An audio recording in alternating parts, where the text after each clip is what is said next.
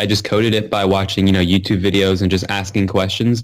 And it's not super complicated to program. It's just basically a bunch of complex web scrapers and, a nice looking design. But, I think what's more important is that, I took the initiative to make this when there was just nobody talking about it. On December 29, 2019, high school student Avi Schiffman launched a domain called ncov2019.live that tracks the spread of the coronavirus across the globe. Web design is not new to the 17-year-old Schiffman. When he started his coronavirus tracker, he had no idea the virus will turn into a pandemic and his tracker into a universally known project. If I wanted the most up-to-date numbers, I'd have to go to local Chinese government websites that were, all in Chinese and, hard to read.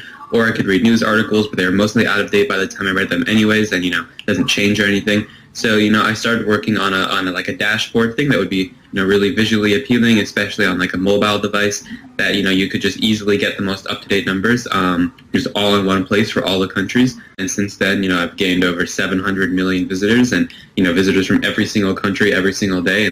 In early March, Schiffman says it was scary when the first U.S. cases were reported in his home state of Washington. But since he had already been tracking the virus, Schiffman says he felt prepared and already had N95 masks that he bought even before prices spiked. On March 11th, the World Health Organization raised the status of the coronavirus to a pandemic.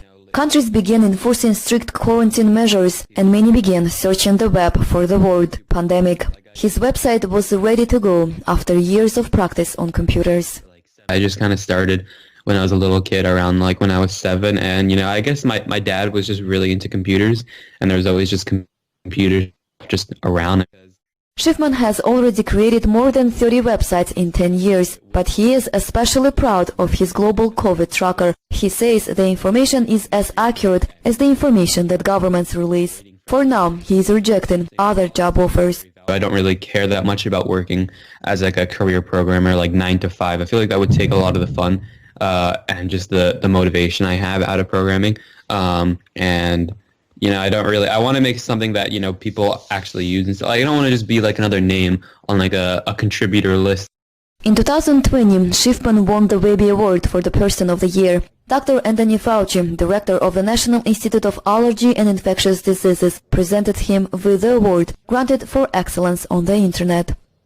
Anusha Vitisyan for VOA.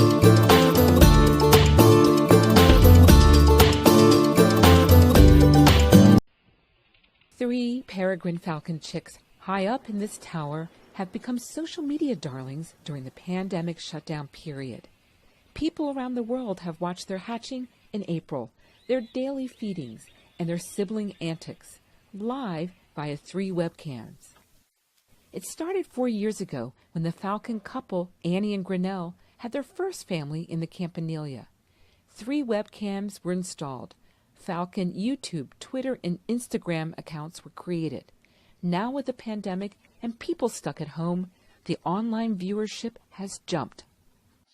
People are able to see that, life really is just continuing on in the natural world, and everything is just continuing like it normally has. One of those people is Damon Moore, a retired political consultant in Los Angeles. With the shutdown, he has a lot of time to watch the chicks. It's where I go when I just, when I don't need to hear any more bad news. Moore checks in with the falcons during the day and reviews footage to see what he's missed. He has a favorite, a male chick named Redwood.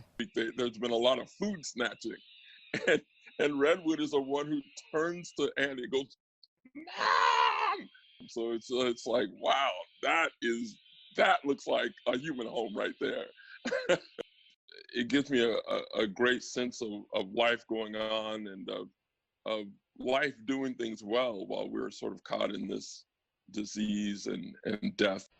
As many cities and countries take steps to open up, the chicks are expected to take a big leap as well in the coming week, stepping off the tower ledge 93 meters off the ground to fly. Stephanie Carlson, a professor of wildlife biology and a falcon fan, says watching the chicks progress from eggs to fledglings resonates with people during the pandemic. In this moment of incredible loss and incredible grief, that people are also starting to appreciate the nature around us. In slowing down, people are starting to just recognize that there's nature in the city, there are wildlife in the city.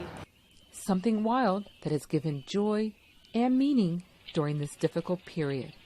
Michelle Quinn, VOA News, Berkeley, California.